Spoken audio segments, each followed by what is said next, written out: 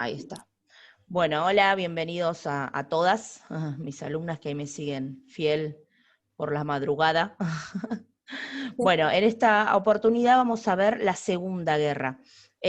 Las cuatro están en condiciones de avanzar hacia la segunda parte del trabajo. Acá les voy a compartir nuevamente la pantalla. ¿Se acuerdan que este era el trabajito? Lo tienen recontra claro el cuadro. La primera parte, muy bien. Bueno, hablé en forma particular con cada una de ustedes para ver qué tenían que reforzar o qué tenían que agregar, pero la verdad que muy bien el análisis, así que ahora podemos pasar a la segunda parte, que sería el análisis de la Segunda Guerra Mundial, que sí, como hablábamos hace un ratito, es un poco más compleja de analizar. En mi entender, la complejidad se da porque nuevamente se forman dos bloques, ya no va a ser la Triple Alianza y la Triple Entente, sino que van a ser los aliados y el eje, por si quieren ir tomando apunte.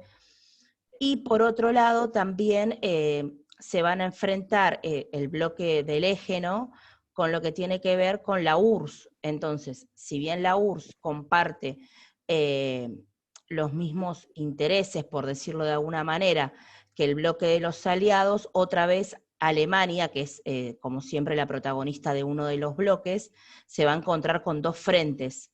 Entonces, vamos a pasar en limpio.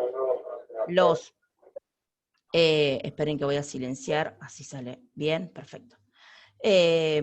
Los aliados, por un lado, son Gran Bretaña y Francia, como siempre, y van a compartir intereses con la URSS, con la Unión de Repúblicas Socialistas Soviéticas, ¿no?, que son estos estados que se fueron independizando al finalizar la Primera Guerra Mundial. Entonces, en el centro nos va a quedar el eje, que va a ser el bloque formado por Japón, por Alemania y por Italia. Este bloque también va a tener dos frentes porque van a tener una contienda en todo lo que es el continente europeo y africano y otra contienda en el continente asiático. Entonces, nuevamente nos encontramos frente a una guerra totalitaria por la extensión de territorios donde se pelea esta guerra, por la extensión en años. Si vamos al primer casillero, la Segunda Guerra Mundial va del año 1939 al año 1945, que es cuando cae Alemania. Por obviamente la cantidad de potencias que se enfrentan, ¿no? O, nuevamente tenemos 3 contra 3, pero entra en juego un nuevo sistema de alianzas donde países que en la Primera Guerra se mantuvieron neutrales entran, ¿no?, a pelear esta guerra. Y obviamente a mitad de la guerra, digo obviamente porque pasó también en la primera, entra Estados Unidos, ¿sí? Eso lo vamos a ver en un ratito. Entonces, pasamos en limpio, año 1939, 1945, nuevamente dos bloques, el eje y los aliados. ¿Cuáles son los antecedentes y las causas? El principal antecedente es el revanchismo alemán. ¿Por qué? Porque, si ustedes recuerdan, en consecuencias y tratados de la Primera Guerra, tenemos el Tratado de Versalles, donde se la culpa totalmente a Alemania, ¿no?, como la principal responsable de la guerra. Entonces, por lo tanto, Alemania tiene que no solo pagar los gastos de indemnización, sino que va a perder terrenos en Europa, terrenos en África, o sea, perder se lo saca, ¿no?, el tratado. Los países que ganan la Primera Guerra toman como estas acciones para Alemania. Y principalmente prohíben la militarización, eso quiere decir que Alemania tiene que reducir su número de soldados, y también le prohíben la fabricación de armas, ¿sí? Eso quiere decir que la industria de todo lo que tiene que ver con la industria pesada alemana ya no va a estar al servicio de la guerra porque tiene prohibido por todo lo que son las potencias europeas la fabricación de las mismas. Entonces, ¿qué es lo que va a suceder en este periodo entre guerras? Me avisan si voy muy rápido. Son los regímenes totalitarios. Europa va a atravesar experiencias totalitarias extremas. Yo les voy a hablar de dos que son las, a mi entender, como más importantes para entender el proceso de la Segunda Guerra. Una es en Italia con Mussolini y otra es en Alemania con Hitler, ¿sí? Estos líderes, que eran líderes carismáticos en el sentido de que le van a decir a las masas, ¿no?, a la población lo que quieren escuchar. Piensen que son potencias que luego de la Primera Guerra quedan como potencias de segundo orden. Entonces son economías que están arrasadas o en crisis, poblaciones que están totalmente devastadas psicológicas y emocionalmente. Entonces aparecen estas figuras, ¿no?, estos líderes, con un nacionalismo exacerbado, donde realzan, ¿no?, todo lo que tiene que ver con la identidad nacional, con la pertenencia, con lo que se merecen, con lo que les sacaron. Entonces, son casos donde estos líderes llegan al poder a través de las elecciones, porque no son golpes de Estado como la experiencia argentina.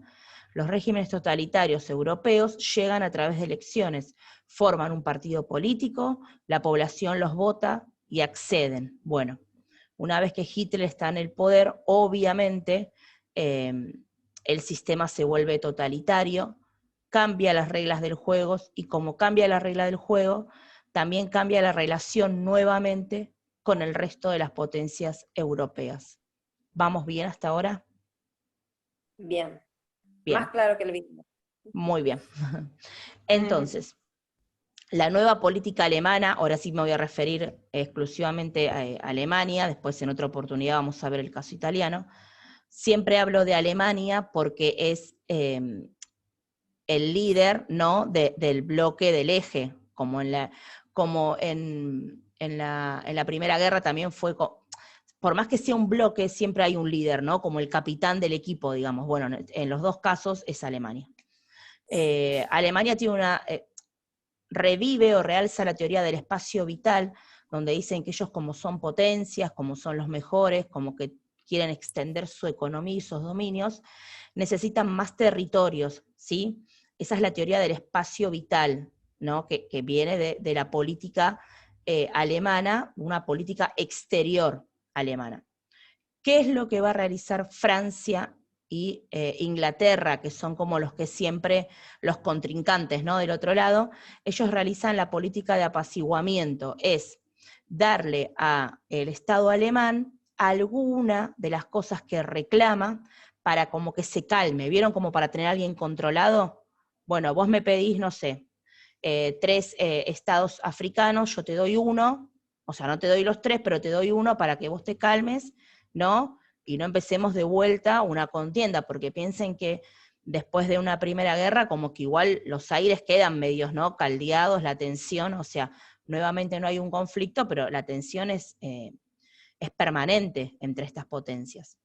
Bueno, entonces, en este contexto, Alemania tiene 2 tipos de políticas. Por un lado, la del espacio vital, que es que se quiere extender sobre el resto del continente europeo y sobre los estados o territorios que le sacaron del continente africano.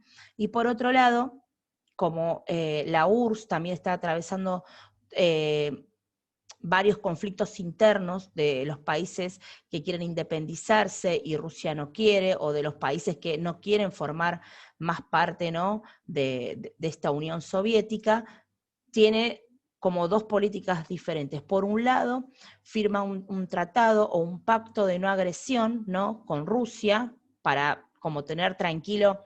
Siempre recuerden como en su imagen la posición territorial de Alemania, ¿no?, esa posición central, donde siempre va a tener un conflicto con la parte este o oriental, que es donde está Rusia, y con la parte oeste o occidental, donde está el resto de los países europeos, potencia como Francia, que es el país vecino, e Inglaterra. Entonces, con Rusia determina un pacto de no agresión, y con Francia e Inglaterra la política no es la misma, porque tiene una política mucho más invasiva. Frente a esta política, Alemania invade Polonia, y ese sería nuestro detonante, ¿no?, de por qué estalla la Segunda Guerra Mundial, que obviamente no es la única causa. La causa son todas las que le nombré antes, que es la crisis económica, el revanchismo alemán, las pautas del Tratado de Versalles, los regímenes totalitarios europeos, ¿no? Estas experiencias totalitarias, ¿sí? La política de apaciguamiento y la política del espacio vital. Esos serían nuestros antecedentes y causas. ¿Cuál va a ser el detonante? Bueno, el detonante es la invasión a Polonia, porque esa invasión a Polonia no solo hace que reaccione Francia e Inglaterra, sino también hace que reaccione la URSS, ¿sí? Entonces, nuevamente Alemania va a declarar una guerra frente a dos frentes, ¿sí? Que si bien pasan a ser parte del mismo bloque, se pelea como por dos lados diferentes. ¿Vamos bien hasta ahora? Sí, profe. Bien. Las batallas importantes, nuevamente, no hace falta que ustedes me pongan el nombre de cada batalla. Lo que yo quiero que en esta Segunda Guerra ustedes intenten analizar es que nuevamente se pelea, o sea, es mucho más totalitaria que la primera porque tenemos batallas en África, batallas en Asia, ¿sí? Con todo lo que son las contiendas entre Estados Unidos y Japón, batallas en el continente europeo, donde nuevamente Alemania va a invadir Polonia, va a invadir Bélgica para pasar a Francia, otra vez Alemania toma un territorio neutral, o sea, si bien hay nuevas tácticas de guerra, se repiten muchas de las acciones de la Primera Guerra, ¿sí?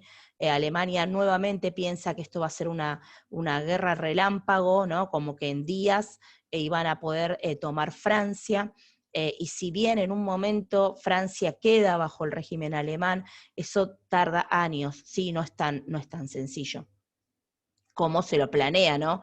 Obviamente cuando uno se siente a planear una guerra se piensa que todo va a ser más sencillo, va a ser más rápido, y del otro lado tenés un frente. Bueno, ¿qué es lo importante de estas batallas? Es que nuevamente es por tierra, ¿sí?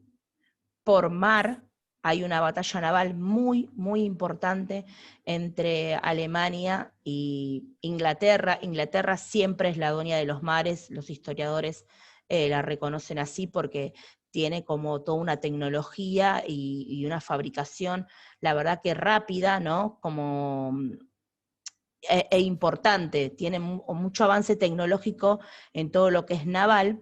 Y después hay nuevas batallas aéreas, ¿sí? Se fabrican nuevos aviones, hay nuevas estrategias, hay batallas donde se hacen a través de paracaidistas, ¿sí? No sé si alguna vez vieron, pero son esos aviones muy grandes de guerra donde los soldados se tiran con paracaídas, caen en un territorio. Bueno, eso lo hicieron de ambos bloques, la verdad que era muy riesgoso porque si alguien de abajo estaba con una ametralladora iba matando a todos los soldados que caían. O sea, en esta guerra murieron 11 millones de soldados, o sea, es mucha cantidad de gente que dejó su vida en esta contienda. Así que nuevamente, les repito, no hace falta que me pongan el nombre específico de la batalla, sino más que nada este tipo de estrategias, ¿sí? De cómo era, si era naval, si era aérea, si era relámpago, si era rápido, si eran trincheras, si sí o si no. ¿Vamos bien hasta ahora? Bien. Sí, Bien. profe. Con respecto al rol de los Estados Unidos, en la Primera Guerra, Estados Unidos ingresa casi al final de la guerra por dos motivos que ustedes lo hicieron muy bien. Primero, Alemania hunde un barco, el Lusitania, ¿no? Que traía pasajeros y mercaderías para todo lo que era el bloque del Entente. Ahí Estados Unidos no reacciona bien, pero no ingresa a la guerra. Pero al poco tiempo, Alemania manda un telegrama a México, si bien recuerdan, pidiendo que frente a una posible declaración de guerra con Estados Unidos, México sea parte de su bloque, ¿no? Como que responda a la potencia alemana. Este mensaje lo intercede el Reino Unido obviamente se lo muestra a Estados Unidos y Estados Unidos obviamente se enoja e ingresa a la guerra, ¿no? Bueno, en la Segunda Guerra Mundial no ingresa por un conflicto específico. O sea, si bien tuvo algunos ataques todo lo que es el bloque del eje con Estados Unidos va a ingresar porque va a proveer nuevamente de materiales, ¿sí? Y soldados y elementos a el bloque de los aliados, ¿sí? Es como que es la gran inversora, ¿no? Cuando este bloque se está quedando sin dinero, sin materiales, sin municiones, bueno, Estados Unidos ahí sale a respaldar y crea algún tipo de base, ¿no? Bueno, eso ya lo van a descubrir ustedes, no le quiero anticipar tanto. Sí hay un hecho que hace que Estados Unidos declare la guerra a Japón, y ahí la guerra se hace aún más totalitaria porque se empieza a pelear en el continente asiático. Entonces, Estados Unidos le va a declarar la guerra a Japón, y cuando se la declara la guerra a Japón, Alemania le declara la guerra a Estados Unidos, porque obviamente forman parte del mismo bloque. La verdad que no era necesario que Alemania le declarara la guerra, porque Japón solito era una potencia bastante bélica y podía hacer frente sin ningún problema. Tal es así que la contienda sea entre Japón y Estados Unidos sin tanta necesidad de refuerzo de las otras potencias, ¿no? Profe, ¿puedo hacer una pregunta? Sí, sí, obvio. Ahí de lo que estás hablando ahora, en el rol de Estados Unidos, Sí. ¿hay que poner el problema que tuvo con Japón para desatar lo que desató en Japón, o simplemente poner el rol de Estados Unidos, o sea, las cosas que hizo, ejemplo, la bomba atómica y todo eso? Perfecto, sí, sí, igual está bueno que si vos querés poner que el conflicto era En principalmente Japón, con pero Japón. yo no, por eso le pregunto, pues yo no puse el conflicto del por qué con Japón, yo puse lo que ellos hicieron. Perfecto, Ejemplo, está bien. hicieron la bomba atómica y todo lo Tal demás. cual. Ahí si querés lo de la Entonces no es necesario. No, si querés lo de ¿O la sí? bomba atómica, lo pueden poner en lo que es consecuencias y tratados, porque es como para el final de la guerra, ¿no? O sea, la guerra con Japón culmina cuando Estados Unidos tira las dos bombas nucleares, Las ¿no? dos bombas atómicas. Ese es claro, ese es el final de la guerra. O sea, un final es cuando Hitler se suicida con su esposa, ¿no? En el búnker. Vieron que hay varias teorías, ¿no? Como que eso es una ¿Eso pantalla. como consecuencia? Sí, sí, yo en el rol de los Estados Unidos pondría por qué ingresó a la guerra, ¿no? Y en Como ejemplo otra consecuencia, vez, y en lo que se consecuencias, murió. sí, sí, las bombas nucleares, sí, sí. Ahí iría porque es una consecuencia de, nuevamente, la tecnología, ¿no? Y la ciencia al servicio de la guerra. La verdad que Japón estaba totalmente devastada. Uy, esperen que está Belén. Ahí está. Japón estaba devastada, estaba perdiendo, pero Japón no se estaba rindiendo. Obviamente que esa no es la excusa para el accionar que tuvo Estados Unidos, o sea, tiró una bomba, bueno, nada, como nunca antes en la historia de la humanidad, ¿no? Creo que esas bombas marcaron un antes y un después en todo lo que es la historia mundial, en la historia bélica mundial, o sea, nunca se había llegado a tal extremo, ¿no? Y mucho menos sobre población civil, ¿no? Bueno, nada, fue algo la verdad que terrible. Bueno, invenciones, ahí también pueden poner, ¿no? Y nuevas armas. ¿Qué pasa con esto de las batallas aéreas? Que había nuevos los portaaviones, las bombas nucleares, nuevamente máscaras, gases, bueno, ¿qué está al servicio de la guerra?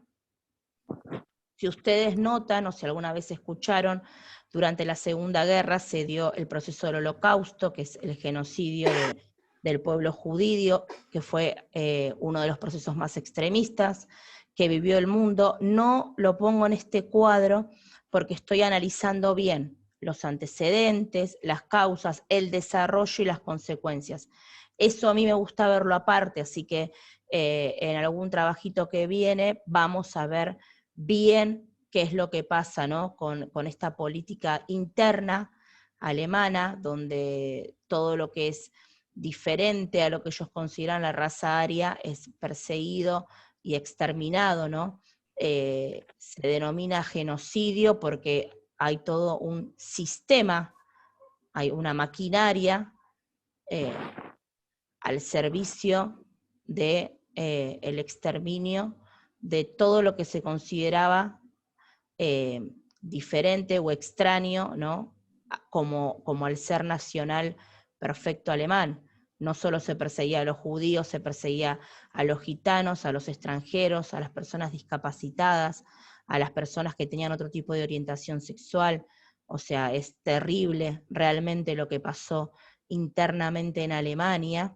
La gente la gente común, ¿no? Como me gusta decir a mí, que votó a Hitler, creo que nunca se pensó que, no sé si la mayoría, mucha gente sí sabía lo que iba a pasar, pero la mayoría de la gente común piensa que Hitler llega al poder a través de un partido obrero, ¿sí?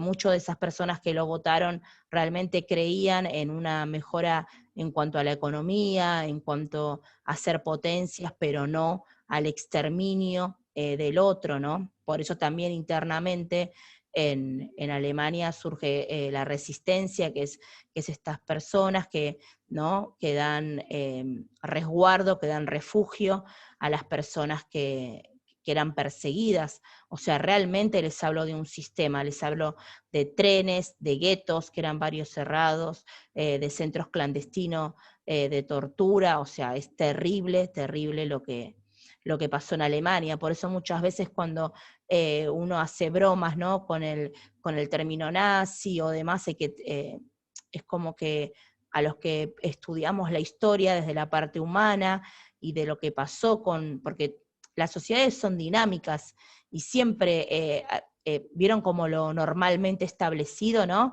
Es como que siempre se persiguió al que era diferente, al que era distinto, en toda la historia de la humanidad. Bueno, estamos hablando de la historia del siglo XX, ¿no? ¿Cómo puede ser que eso pasó? O sea, es terrible. Entonces, por eso, capaz en la actualidad, vieron cuando los chicos hacen bromas, vieron los neonazis, la feminazis, bueno, esas cosas decís, no nos tenemos que hacer eco porque la verdad que no está bueno para toda la humanidad que vivió eso y principalmente para el pueblo judío, que fueron como a los que más se apuntaban, ¿no? O sea, si bien, como les repito, no era solo hacia los judíos, eran como los más perseguidos. La verdad que fue terrible.